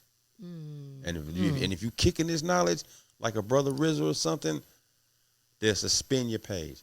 You know what I'm saying? Like a Charleston White. I know people don't agree with everything he say. He says a lot of great things. He does. You know what I mean? He does. He's been distracted too. You know what I'm saying? He's really a godly child. It'd be nice if he would hold back on certain things or watch himself when he does these shows. He studies the world really good, but if he was to actually study himself, you never know. A lot of people like that. There are leaders. This is what God wants people to know. You know what I'm saying? That's all. I heard that Charleston White was, and I might not have this 100% correct. I think he was into some type of political stuff, and he was trying to really push things in a positive light, and people were not receptive to it. And he took another turn and kind of like, oh, they're not listening to this, so I'm going to say it this way, and that's going to grab the attention. Kind of like how some people on social media will post about a lot of different things that have nothing to do with their brand, like fights and this and that, because they know that that's what's going to get the attention. And then they throw in their promo there. So Charleston White, from what I heard, allegedly, that he was coming at it in a different way, and then decided to change. So he do that, I think, to really catch the attention of people, and then he kind of slip in the message to make people think like, oh man, I don't like the way he's saying this about us or how he's saying this. But if you don't like it, what are you going to do to change it? That's what I think his motive is. It's to come in a different angle, even though sometimes it's hard to digest some of the things he say and how he put it out there. It will make you think like, damn. Plus, an artist like a person like him, he's read a lot. A lot of our people, if you read early in your younger years, like me, in my 20s, I read the Bible and the Quran, the Soros, and the dictionary, but I was into smoking weed a lot at that time. I didn't get it. It didn't all program a lot. Okay. I might have read it, but it didn't all program. So if I took out the time right now to read all of that, it's going to program different. Yes. Because now I'm on the adult level. You know what I'm saying? And I think that's what's wrong, man. We got to start talking to our generation, man. So like tonight, when you guys edit this, you know, do several shorts on YouTube. Oh no, we are. I know you do, but I'm saying that's a jewel for all conscious podcasts. You know what I mean? I don't understand you let the whole episode go and people watch it. But if this guy or young lady says something that's extremely powerful, that 13-second clip needs to be thrown on a reel, because our attention span is really short. All because Dr. Dre or Chuck D isn't sitting right here, people might not want to watch it all the way. They might watch the first 10 minutes and cut it off. Only the real soldiers is going to watch it from top to bottom. So if we catch a bunch of clips and steadily throw it at them, they be looking and they're going to end up watching the whole episodes, and they're going to go back to see, this is what they did 5 years ago. Right, you know right. Absolutely. Most definitely. I appreciate that. Yes. Let me say something about Charleston White, right? Okay. Even, what's his name? Bill Cosby did. Whenever we talk about negative stuff that black people need to change, we don't want to hear it. Our people really can't stand the truth about us. Bill Cosby, remember he did it a long time ago? He was telling black men, us, how we need to change and how we need to do better. When he started doing that, that's when his problems started coming. You can't say certain things. That's a good point right there, Ray. You got to be careful about what you say in the industry. You know what I'm saying? And, you know, they got a saying out in Hollywood. As long as you downgrading your own kind, it's all good. As soon as you start uplifting, it ain't popping. Like, let me tell you what I love about New York. Well, New York City. Everywhere you go, each barrel, people of color, I know it's got issues, but you see it. I'm talking about, I've been all around, you know, and out in the city, you see black men holding black women's hand with the kids, carrying groceries to the cars, doing this in the grocery store. This brother right here, no homo. He's swole, nice and handsome, looking good. Woman looking fine, kids looking good. They holding hands in the grocery store together. He ain't looking at no woman. She ain't looking at no man. On the West Coast, total different ball game. You know what I'm saying? It's like we hate each other. We fighting. A lot of cities, you know, not really paying attention. But so the people that don't know that part, in Harlem, Brooklyn, you know what I'm saying, in the Bronx, it's black love. And that's not just the black person that was come from Africa. I'm talking about the Caribbeans, all the people of color are showing it up. Are you saying that this is what you witnessed being here? Yeah, this time around. This time around. Yeah. Okay, so you've seen that, and you're saying that you don't really see that as much on the West? All across the world, actually. You know, like it goes back earlier when you were saying, you know, dating outside the race and why the black man hate the black woman, why the black woman hate the black man. These videos and these movies are negative, but regardless. In New York, I'm telling you, I seen it with my own two eyes. It's a lot of love. You can go right there in front of the Apollo right now. You're going to see a bunch of black men holding the black woman's hand. Do you know black men don't want to hold a black woman's hand because this woman across the street, fine. She got ass, a little bit of stomach, looking damn good, and he going to look. You got what I'm saying? But not knowing, you got that right here. You got what I'm saying? You need to talk to your woman. I like this and I like that and I like that. She might talk shit, say I don't like it, you know. But this is what I like. You want me to be 100% faithful and be with you? This is what the hell I like. Can you please do this for me and I'll be faithful with you? I kind of see that. You know what I'm saying? Right. And they working it. You got what I'm saying? And it's gonna help us. Now those kids that's benefiting from having a mom and a daddy in the house out here, they're gonna grow up and be our leaders. But them ones in the South and in the West and the Midwest that's on that Crippin' blood and you know, tattoos on the face, no disrespect to everybody doing all this new world stuff, but just do it as a limit. You ain't going to really be happy with yourself when you see yourself at 60. When you 50, 60, 70, you're going to be hurting. You're going to be like, damn, I did this and I did that. I hate I did this. Trust me, I did it. You know what I'm saying? It's true. It's real shit. You know what I'm saying? It's certain shows that we do when we interview or have conversations. I wish I said, because I got a friend, Sharice Jones. She's the manager for the legendary group Climax. And, you know, I have industry friends, and she talks, she says, I need you to do me a favor. I'll be like, what's up? Can you not talk about BET, please? Don't go on there and talk about that because that's going to hinder your career. The gatekeepers, the people going to hear you. Don't say nothing about YouTube. Don't diss these people. Just keep doing you. silencing you and taking your voice. I like that. I didn't think about that. But you're right. At the same time, it's a blessing and a curse. She right and wrong. So I tell her it's a time to do it and it's a time not to do it. Mm-hmm. You know what I mean? I'm not going to sit here with 8 executives from Universal and I'm about to try to get a deal with Universal and I got a song saying fuck Universal. Yeah, you can't do that. You know what I mean? I was saying that. You know what? It's funny you said that because I thought about it and I said, well, I forgot what we were talking about, but it was something in reference to that where it was like, okay, they took away something when somebody was talking bad about them, but if it's their actual platform, I would probably do the same thing. Mm-hmm. You can't come on my thing and then disrespect me when I'm giving you an opportunity to eat. So are they? I mean, yeah, there are opportunities there. Technically, they are. I mean, look, they are. It depends on how you look at it. Like I said, if you get a job at Universal as a PR, your income just went up. It's on that individual to use his brain, him or her, to use your brain to do right with the money. You know what I'm saying? That's what it's all about. Us as a people. That's why I love I love the Hip Hop Museum. Mm-hmm. All right, the Hip Hop Museum. Some people looking at it like, oh, that ain't nothing. But no. This is a building where we can shoot movies, documentaries, have concerts, and all the legends are going to be involved with this museum. Right. So you can actually go meet a Grandmaster Flash or Melly Mel or Dougie Fresh. You can go meet these people at this building besides seeing them do a show. And you can get this knowledge. They're going to be having monthly workshops. And that's what me and you do. We represent. Our podcast sits artists down and talk to them and give them the knowledge, you know what I mean, of that lane. This is very important. And they want to shut that down. They want to have you on a podcast where you drinking and smoking so I can start telling you some other things. Yeah, you know, it was me and the homies. He had a gun. He had 8 bullets. We was in a blue car. We was on 60th Street. We went this way. We went that way. And now you didn't snitch, don't even know you snitching. And they back there like, got him. Yeah. You know, got him. You know what I'm saying? Okay. And they're using that. They got these new things, the RICO and what's the other word I'm looking for when they can get you on your what you said. You can use it on you in court and all this. It's crazy. So that goes back to earlier when I said people got to be careful about, a lot of the people with money or established are being careful about what they say because they don't want to lose nothing. Right. You know? Absolutely. Absolutely.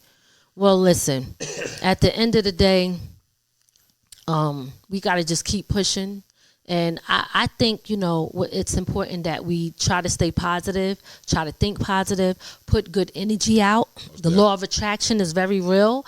What we speak and, you know, our tongue, we got to watch what we say that comes out of our mouth. Meaning, I'm never giving, I've learned to, I could address these things, but I'm never going to give people the power to put me in a certain predicament where they make me feel less than. You understand? It's about how I feel about myself, and I think that's what we have to do as a people overall. At the end of the day, hip-hop has evolved, and I know we might not like certain things, but things will change, sound change, but we do got to get back to the positive message in the music, right? Okay. So you talking East Coast, West Coast, right? We talking self-destruction, same gang. Okay. You feel what I'm saying? Okay. Because the message is still the same. Mm-hmm. And no matter what, when I say self-destruction, that was a group of rappers that came together, spoke about staying out of trouble, uplifting the people. That's same right. Gang did the same thing. That's right. You know, so, you know, a lot of times, and I want to say this, and then I want you to close it out with letting people know how they could tap into your radio station, with the awards shows you have coming up and all that. But I want to tell people what we have to stop doing is not allowing neighborhoods, cities, states separate us as a people.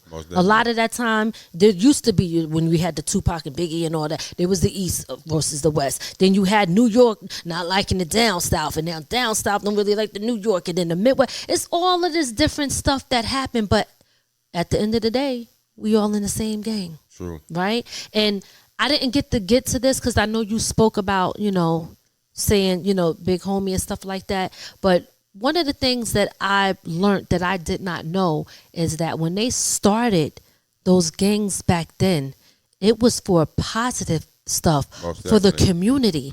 And it shifted and things changed and then it got a bad rap. But the original purpose is what we got to get back to. Most definitely. All right. I want you to speak on that and then tell people how they could tap in. That's a touchy subject when you're from LA. Crippin' and Blood is a culture. A lot of other cities are doing it as a fad. The gangbang life in LA is real shit. It's not nothing to play with. You signing up to be a gangster, homie. You know what I'm saying? You getting out there in them streets. You got to do what you got to do, and it's gonna affect you for the rest of your life. You ain't gonna be able to do certain things, and America's so evil. They got paperwork for you that they'll put you on as you go to jail and get out of jail to do certain things with parole and all kind of stuff, giving you life, and it's crazy. You know what I'm saying? And that's just little gang banging because we were distracted because somebody in the system came over here and threw a cocktail at the Crips, and they said it was these people who did it. So the Crips retaliated, and it goes on and on and on. But America is the biggest gang in the world, or you motherfuckers is gangsters. They off the chain. They charging you for everything that you do. You got to pay for air. You got to pay for water. Everything that's free. You know what I'm saying? They have mastered how to continue to hold us down, and a lot of us are not opening our eyes or having thoughts of how to get out of that. They brainwashing them brothers on L.A. and in New York. Oh, don't move to the South, man. Them niggas is country. What, you trying to tell me you don't want a front yard in the backyard to grow your own land or to do this, do that? Let them know. You know what I'm saying? So there's no such thing. You know what I'm saying? No, just stay out here with us. Go ahead and pay that $2,000 a month for that single. You know what I mean? Let us get that. That $2,000 gonna do good for us. But you can go to Oklahoma City, Tulsa, Black Wall Street, get you a 3-bedroom house, $800 a month. You can go put $80,000 down on a house, or like people in the game is doing stupid. You're getting blessed with a certain amount of money. You know what I mean? You want to go spend $100,000 on this car. You go to the auction, you can get 10, 15 cars, put them on the parking lot. You got to use car lot. So it's just time to start doing things like that. You know what I'm saying? And if that don't work, I know y'all witnessed it. You're driving on the highway, you're going state to state. On the side it says 5 acres, $5,000. And they spending 5 racks in the club or whatever. Yeah, I ain't see for $5,000. If you see that, can you please text it to us, please? Let us know shit. I know that's right. It's a lot of that going on in the Midwest, in Indian territory. Okay. Oklahoma, Texas, Kansas, Arkansas, Missouri. You can see. I know that I spoke on this, so a lot of others are going to try to boost the rates up or attack. But hey, it's there. You know what I'm saying? So if you haven't traveled out in the wild like that, get out there and go see it. You're going to see people from other countries running those gas stations, them hotels, getting that money in the middle of no man's land. They could care less about watching the Raiders. They could give a damn less about buying some Nikes because they got this gas station. It might be called Rock, but that gas station is in the middle of no man's land. So when you out of gas, you're going to pull over to get your tire fixed, everything. And these people are benefiting extremely, getting rich / wealthy off of this. You know what I'm saying? And while we sitting here worried about spending money on this and this and that, And I know we're short time, but a lot of the people that trying to come up, they're not going to listen to us because who the hell is Madman? Who is Lady Miz? Y'all ain't got this. Y'all ain't got that. Yeah. They're going to listen to that person over there because that person got it. You got what I'm saying? Not to say that we don't got it. We just don't flaunt it. Right. I'm not going to go on MTV Cribs. This is my house. This is my microwave. They don't need to know that. What they need to know is wake up, get conscious, come up, you know what I'm saying, and go back and share with your tribe, man, so everybody can be strong, Absolutely. I love that. Absolutely. Man. I got a question to ask you. Yes. We're going to have to do, we're going to have to do a take 2, though, because it's like I still got so much in it, but it's okay. This one is dope. What I like about you, you know your value, all right? You a sister, and it's hard for the ladies in the industry, very hard, because they look at y'all as these symbols, you know what I'm saying? If you're not fine or you ain't shaking no ass, then you're not accepted. That's what, right. Even our 30, 40, 50-year-old women that's in the game are coming out dressless to perform. No disrespect. You already did that in your 20s. You don't have to do that anymore. You already got your platinum records. You got kids. Don't nobody need to see. I mean, don't get me wrong. As men, we love it. But at the same time, it's a time and a place for that. You know your value. I don't know your whole history, but I know you rap, and in your music, you was conscious. So now you doing this.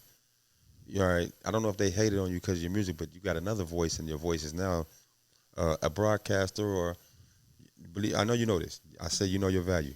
Believe it or not, you are the female version of the Malcolm X. You know what I'm saying? Or the Martin Luther's and stuff like that at Farrakhan, because you got a voice, you got a platform, and you use it in the right way. Right. Big Absolutely. homie, you doing it. All right. Thank you. I appreciate that. Listen, I do my best. Yes, right. yes. At the end of the day, like I said, not just me, but me and my husband, Right. which I think is very important. And I Shout out always to try the Big Homie Ray. Yes, I always try to tell people, look, and it took me, let me just say this before we go. It took me a while to get to a certain point of the way that I think now too. You understand? Because a conversation for another time that we have, but my mindset wasn't always like this, and it took time for me to grow, to understand myself, to understand marriage, to understand respect for my husband, to understand family life, to understand a whole lot of stuff where I'm like, damn, you know. And this is why when I talk about certain things, I try not to be judgmental, because I remember there was a time when I was like that. So I understand you have to be careful with how you approach people and your message and what you say to them. That's right. Because, you know, if you say things the wrong way and they're not ready to receive it, they're going to put up a wall. Right. Now it's, either they're deflecting or they're defensive. You know what I mean? Yeah, exactly. So for me, and I still rap. Right? I still rap. But even if I jump on the track with somebody and I might not be 100% okay with everything they're talking about, I might try to put a positive message in there, just slip it in, and still sound a little hard, but still bring a message. I even rapped on the drill beat, but it was all positive stuff. I knew how to say certain words, but everything was positive and telling people how to do the right thing about investing, doing this type of way. So overall, at the end of the day, our voices, just like you have a voice and what you do on your platform, on your radio station, and I see, like I said, what you do in the community, you inspire me, to keep doing it. Absolutely. And I respect and appreciate that. And again, I'm just happy that you're here, and I want to continue to build with you and continue to grow. And I hope that we can, take. We family. We locked in. Listen, you already know. You already know. But tell people do you have anything coming up that we should know about and be looking out for in the award shows? And then tell people how they can tap in and support you and where they can follow you at. All right. At one point of my life/career journey, I was doing a little bit of everything to try for the culture to go. I ran across a gang of brick walls, and I learned that some of those blessings ain't for everybody. God don't want everybody rocking. He only wants certain people to get down, because he been telling this group of folks not to do this for a long time, and they continue to do it. So you're like, y'all don't want to listen? Shut that down. And if I'm over there dealing with it, I'm not going to catch my blessing because I'm distracted. So I took a break. Not a break. I was still active. I took a sit back and evaluated myself. It was like, I'm steadily doing this and that to get these artists on this stage and all this and that. I need to do my own damn thing and shut these cats down. Half of them ain't even great. They don't even understand what the hell the game is about anyway, and I'm sitting here trying to tell them. So with that, I play a reverse psychology game. Like my kids, right? I tell my son, hey, look here. You can't do this and you can't do that. He might hear me, but he don't hear me. So I throw reverse psychology on him. Hey, man, check out this new artist right here. This dude is tight. He said, I know about him. I said, you hear this song right here? The dude just said what I said in his rap. Now my son like it. Man, I didn't know that. So I just laugh. I'm coaching. We coaching. You know what I'm saying? Right. We have to coach the younger people into what they want to hear. I want him to go out there, not him, just an example. I want him to go out there and get an education. Man, ain't got time for education, man. We smoking these blunts, man. We running these red lights, man. You know what I'm saying? But if the young lady that you like, she says, I want to go to the library today and I want to study. Where he going? To the library to study. Because he want to lay down at night. You got what I'm saying? So it is a reverse psychology game that I play on a lot of people. You know what I'm saying? I gotta take notes because I'm struggling with some things over here that you talking about. right, you see what I'm saying? We gotta take some notes. Oh, I love it. Okay. But yeah, as far as the awards, y'all, I'm working hard to have this as a yearly tradition. Okay. First of all, let's clear some things up. Maybe God shut BET down for all the black race to take a look and get back together and make it go back in the right route. So let's get some powerful folks. They got some knowledge on their brain. Some things was being represented at our awards where it wasn't tight. You're not going to the Grammys rolling up weed, smoking weed. Why are you doing that at the BET Awards? Thank you. You're not wearing, well, you're not dressed in a certain way, certain places, so don't do it here. You know what I'm saying? Certain things aren't accepted, but they're trying to make it seem like everything is okay. It's not okay. All right? So with our awards, our main goal is to put people in position to be seen who are putting other people in position. You know what I mean? We know who these famous folks are, but we don't know who helped them get in that position. Right. So let's let the people know. Hey, we all know that this young lady can rap her ass off, but this guy made the beat. So when we driving down the street and you hear a Kendrick Lamar beat and with no lyrics, you don't know the producer. Only people know who made it, but the average person don't know who the producer is, or who put it out, or who put the money behind it, or is it a sample? That's because the streaming messed us up, but that's a whole nother story. True. But that's important to get the knowledge out there for people to know what's going on, all right? And that's what we do. So this year, we turned in the awards into a series. So we're going to groom artists to show them what it takes to perform in front of those ARs, A&Rs, or what it takes to put a flyer on a pole.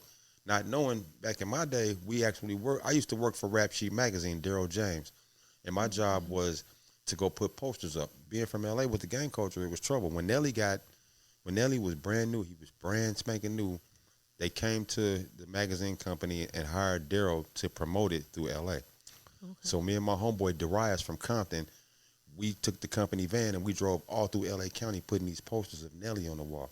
We went through hell.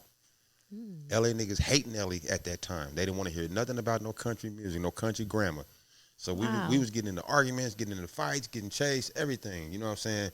But they wasn't looking at the other part of the game. This is a young black man from St. Louis who's pushing music. He's young, too. He doesn't even know what's around the corner. He's just trying to represent St. Louis. Okay. You know what I'm saying? Same thing with the magazine, Rap Sheet Magazine. They shut that down because he was putting so many powerful messages out. You know, people don't even know. They did so good with hiding that. They don't even know who the Rap Sheet first newspaper, Rap Sheet Magazine is. Right. They want you to know Double XL, Playboy, shit like that, you know. So that's what these awards are about. We show a bunch of clips to show people how it was in the 70s to the 80s to the 90s to right now. And that's why we're here from the ground up to give people the knowledge. So I'm having tryouts in October for artists that want to perform in this year's awards in the city of Los Angeles, inside the UNG radio station, in the building, in the facility. We getting it in. I'm going to start advertising next week. I just wanted to come here to get down with the Hip Hop Museum, get Rocky on board, the owner. Shout out to Rocky Buchanan. He's on board to help us out. Shout out to my sister Silky D, who helped me link in with him. Beautiful. So we're going to be having a bunch of legendary folks involved with this right here, had their hands on this year's project to groom these artists. And now that Viacom is down, they shut down BET, you know, we got a real window of opportunity. Good. I want to get you guys involved with it like you always have been. Okay. You know what I mean? So we can figure something out where everybody can have a window of opportunity to eat. You know what I'm saying? That's what it's about. Absolutely. That is dope. And I'm definitely looking forward to it. And I know it's going to be a success because I like to speak things into existence. So I know it's going to be a success, and definitely keep doing what you're doing because it is needed for the culture. Mm-hmm. And, you know, we respect and appreciate you for what you do. Right. If people want to tap into that, where should they go to follow you? All you got to do is Google UNG Radio Station. It's all platforms, UNG Radio Station. Instagram, TikTok, you name it, you know what I'm saying? Just hit me up, Big Homie Madman, you know what I'm saying? Come out. I don't really get online and I'm at the grocery store. I don't really do that. I usually promote what I'm doing on the show. I'll advertise that, you know. Right. I'm trying to keep it 100% business, so a brother won't get caught up in some of those games that they got out here to hurt us. You know what I mean? Hip hop police, whatever you want to call it. They got a lot of games out here to hurt us, and our own folks, we hate each other. You know, hate to say it like that, but it's the truth. You know what I mean? It's real. You know, so we need more love. We need more love. Absolutely. In this game, and more understanding, more conversations. I got a lot of flaws. I'm trying my best to become a better man in my household, my family, the way I walk, talk, carry myself, everything. I thought about it 1,000 times. When I come up here today, should I wear a button-down shirt today? Should I wear my glasses? You know, should I show a different approach? Right. Right? But I do that in the daytime. At nighttime, it's all about the golfer hat, the long sleeves, the big homie Madman, you know, gangster. But that ain't what's popping. You know, we on here talking business to, you know, to help folks. But that's what get people hyped when you talk crazy. Where you from, man? You know, South Central, homie. Oh, man, he said he from over there. You know, that's none of their business. Run up on me and see where I'm from. Take these two to the chin. You know what I mean? You know, he said, don't play, okay? Yeah. Still get it in if he have to. Y'all better stop playing. You know, it's real. You know what I'm saying? Come on now. Yes. Okay. All right. Well, listen, like I said, we're going to have to do some type of part 2 to this because it's good conversation, and I think we covered a lot, which is great. I think we touched a lot of topics. You gave a lot of good value here. And I definitely want to continue this again, but we are going to shut it down now. And any final words that you want to say to the people before we end it? And if you do, look directly into that camera. Don't be afraid to experience new paths. Don't be afraid, because they got a game out here, y'all. This system is gangster. You think that you hardcore, you gangster? These mothers got real game for your ass. They got these legal hustles that really should be illegal. Like, I don't know how many people in America, but they said 80 million or whatever. I'm just making an example. 80 million people in America, right? Yo, everybody got to get real ID or you ain't going to be able to do this. Now everybody running down the DMV to go get new ID. ID, what, 30, 40, 50 bucks times 80 million. Nice bag of change. You know what I'm saying? If you want to get a place to stay, you got to fill out an application. So it's 4 of y'all in this that's coming here. That's $50 each person. We're going to accept 200,000 damn applications before we accept a family. They keeping that money. All these legal hustles should be illegal. I'm on that right now, real tough. That's really bothering me. People get no disrespect, because I can't even speak my own language, and I'm from the motherland. But people getting these jobs and can't even speak English, and the people who actually got a certificate or degree at this can't get this job, but here come this person over here. So it ain't about the education or the degree.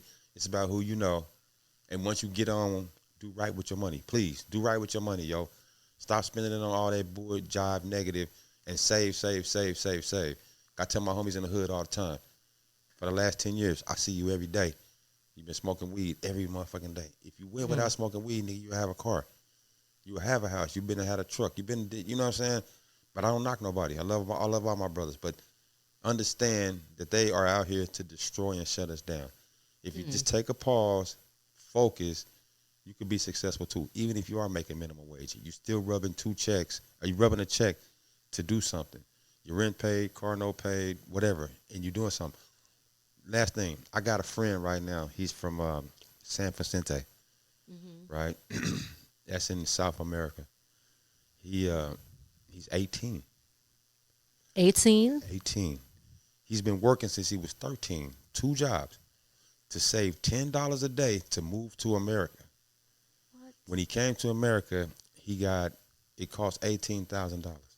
He comes to America, he gets a job. In 1 month's time, he makes the 18 over here. 1,800 pays 18,000 there. So he pays the 1,800 back. Now he has a car, his own place. He got money that he sends back to his mother and them. He's like a god. So he's my motivation for the day. You know what I'm saying? Shout out to my homeboy David. You know what I mean? I learned a lot from that because I did that. I used to save like that to get myself out of situations. But my auntie, rest in peace, Charlene, I used to hustle in the hood and make a lot of money, and she would come and kidnap some of my money to put it back to show me how I could get it to grow. That's what I'm talking about. I wasn't growing. I was being dumb, you know what I'm saying? And that's what it is, yo. Ooh. This is real shit. Man. See, you be saying stuff and then but I gotta stop it, yo, because I got more stuff to say, but we gotta end it. That's why I said we gotta do a part 2. But I definitely appreciate that. And definitely, like I said, we definitely got to do a part 2. I know I'm long-winded, but I appreciate you guys. No. We appreciate you. Listen, you could take off. Only reason why I mean, because we probably like two in now, but I don't care because I love this. And like you said, we're going to chop it up. We're definitely going to chop it up. But I love the conversation. I think it's stuff that people need to hear. And this is the type of stuff that we need to be talking about. We don't always have to be distracted with the negativity that's put out on all over social media, in the media, because we are the media too. You know what I mean? Mm-hmm. We are the media too, but we gotta. I think what did Denzel Washington say? He said a statement about people just want to put it out there, but we have a responsibility. That's right. Right? So that's why I just, at the end of the day, I look at what you do, what we do here, and it's like we have a responsibility. So this show today is proving that. I think we represented that. You know what I mean? So big shout out to you, I Big Homie Madman. A blessing from God. He wanted us to come together all day. We're already rocking, but today, this one was for a reason. To show the world that we both got these voices and we graduated from the childishness and it's time to go a different direction.